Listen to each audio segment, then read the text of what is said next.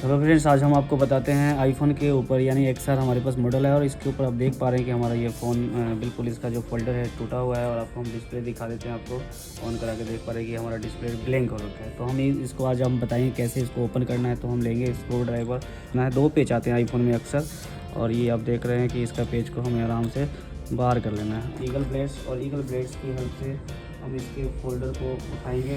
आप देख रहे हैं कि हमें आराम से इस फोल्डर को निकाल लेना है। इस तरह से हम आईफोन के फोल्डर को रिमूव करते हैं।